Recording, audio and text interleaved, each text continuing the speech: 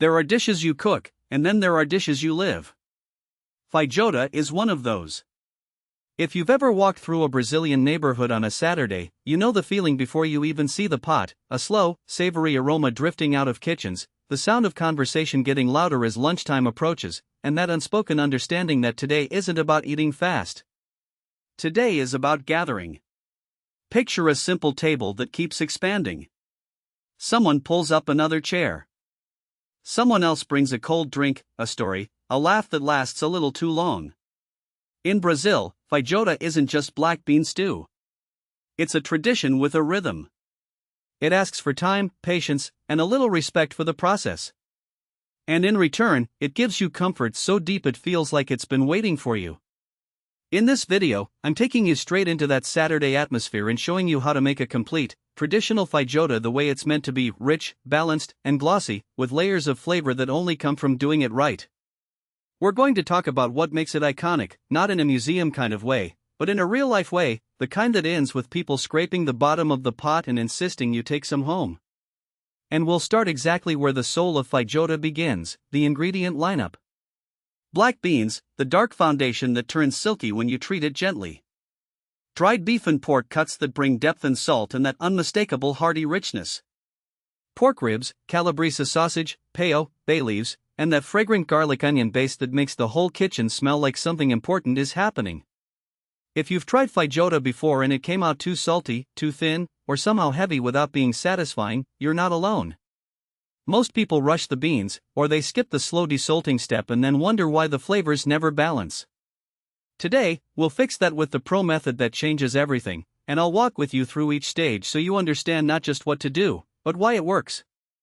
Before we even turn on the heat, let me ask you, have you ever tasted feijoada on a real Brazilian Saturday, or will this be your first time bringing that tradition into your own kitchen?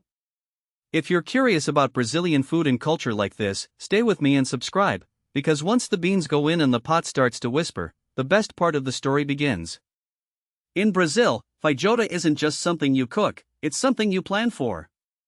It's the kind of meal that makes the morning feel unhurried, like the day is wide enough to hold a long conversation and a slow simmering pot.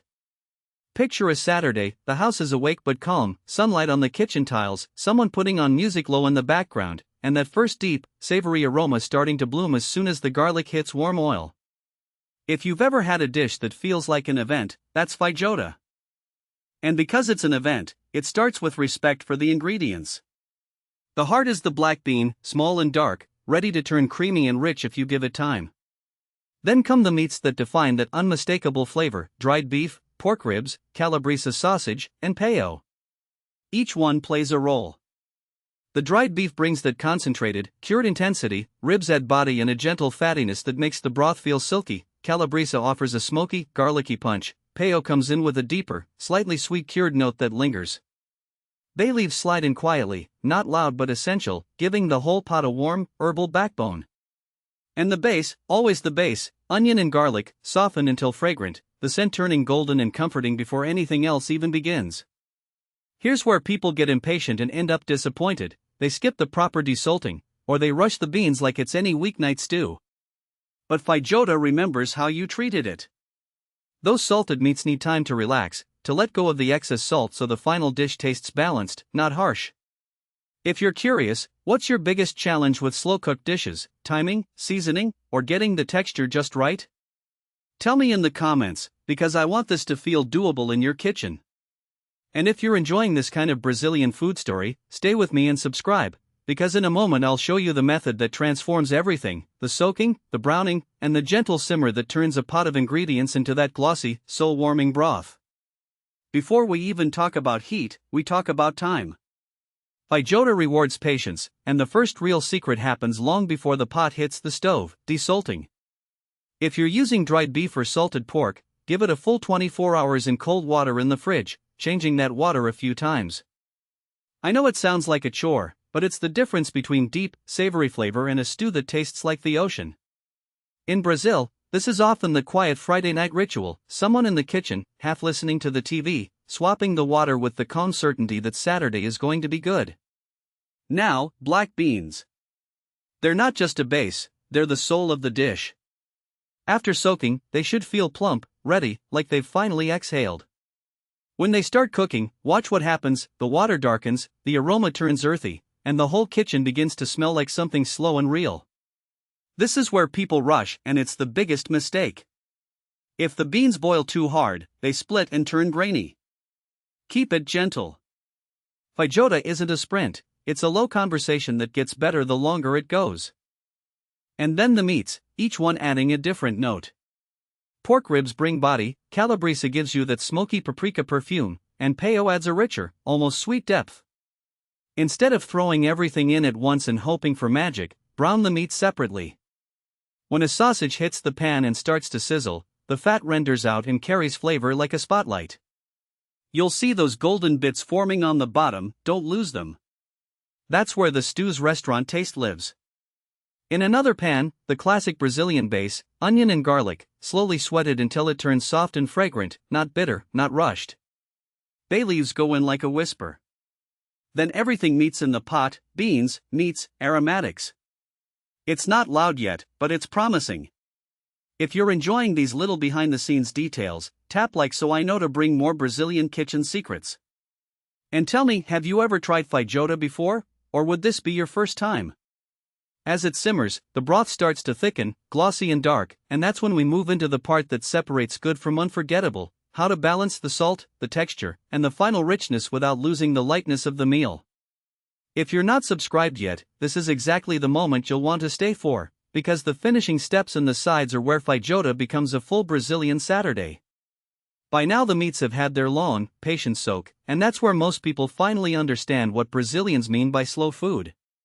When you drain that water, you can actually smell the difference: cleaner, calmer, less aggressive.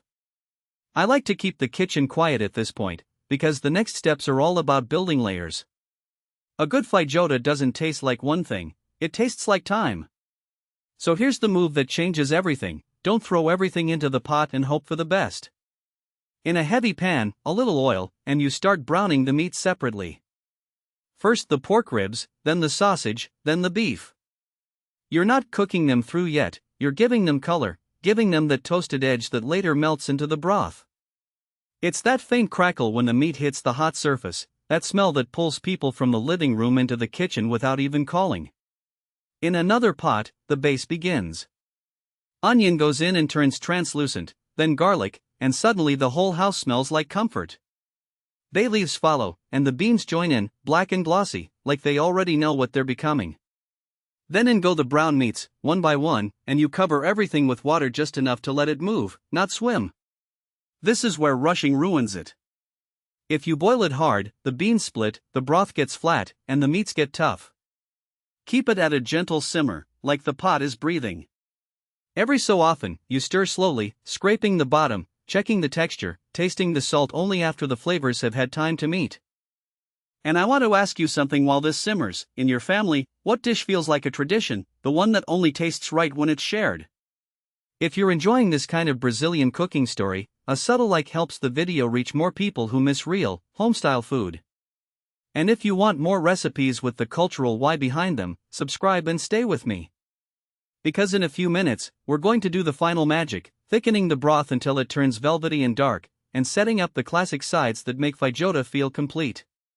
Now comes the moment that separates a decent feijoada from the kind that makes the whole house feel like Saturday. The beans have been simmering patiently, and you can see they've started to soften at the edges, turning the broth darker and silkier. This is where people usually get tempted to rush, to crank up the heat and finish it already. Don't. Feijoada likes calm. Keep it at a gentle bubble, the kind that sounds like a quiet conversation in the kitchen. In another pan, you're going to build flavor the old-fashioned way, one meat at a time.